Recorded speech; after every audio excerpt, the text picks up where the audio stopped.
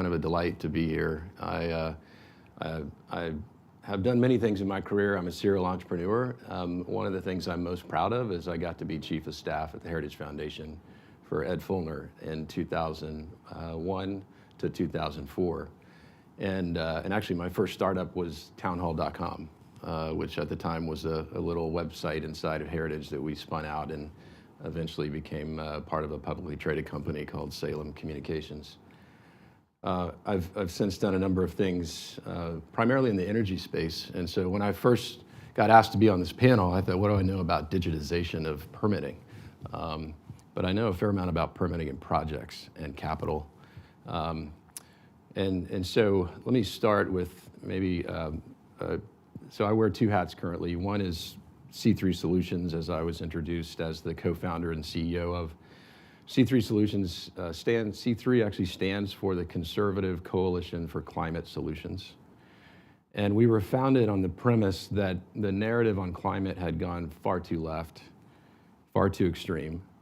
And no matter what you think about climate change, ultimately the best results, the best outcome that we're gonna have 100, 200, 300 years from now are gonna be based on free markets and competition and having affordable access to abundant, cleanest as possible energy. And so we really wanted to change the narrative to say, yes, climate's changing, but no, the sky's not falling, and we can actually solve this problem with more innovation and practical policy solutions. And so one of the reports that we write, we're a 501c3 think tank, so we meet with members of Congress. We work with coalition groups across the spectrum. So while we're expressly conservative, we work with groups left, center, and right, and find common ground where we can. And one of the kind of landmark reports that we write on an annual basis is called Free Economies Are Clean Economies. And so taking a little bit of a page from my Heritage playbook, we thought about this problem a little bit in terms of, well, if you want to reduce greenhouse gas emissions globally, you've got to think globally. And so how do you actually expand economic freedom for the countries that need it the most and help people rise out of poverty so that they can be in a better position to care for the environment? So we took the Index of Economic Freedom from the Heritage Foundation, which has been in publication for almost 30 years, and then the Yale University Environmental Performance Index. And both of those indices have a whole host of other indices that they pull data from. But we found it to be interesting. Take Heritage, conservative organization, Yale, arguably liberal, left of center organization. What does the data show about the environment and economic freedom? So lo and behold, it finds that free economies are clean economies. And in fact, free economies are twice as clean as unfree economies. So I'll say that again. Free economies are twice as clean as unfree economies. And then one of the key factors in the Heritage Index of Economic Freedom, they talk about tax burden, they talk about size of government, they talk about the federal debt, they talk about regulatory efficiency.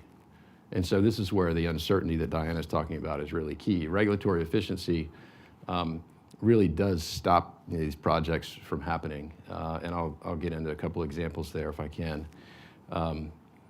But so just, interesting note, the forward for our Free Economies report, we had launched the first time with a friend, Liam Fox, a longtime conservative member of parliament and was an aide to Margaret Thatcher. Second year, the forward was written by Ed Fulner, the founder of the Heritage Foundation and longtime president and friend. And last year happened to be this guy named Chris Wright, who is the nominee for Energy Secretary. And so I would just encourage you to go read that report, read Chris's forward. I didn't know that he was going to be the nominee for secretary. I'd like to tell you I did, but I didn't. But I certainly believe that Chris is going to be a great nominee, and I think partially because of this issue on permitting reform.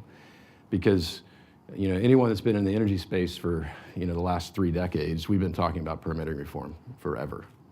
And there's a million reasons why you can't get it done, but eventually, where we are today, thankfully, I think the environmental community is finally speaking out in favor of permitting reform. And if there's one president that can actually get something done on permitting reform, I think it's President Trump. And especially with Chris Wright at the Department of Energy, with Governor Burgum at the Interior Department, and with Lee Zeldin at the EPA. If those three, under President Trump's leadership, could do nothing else but cut the red tape and accelerate the time to permit American energy in America, we will have done more than we've done in a very long time for reducing greenhouse gas emissions and the environment in the US and in the world.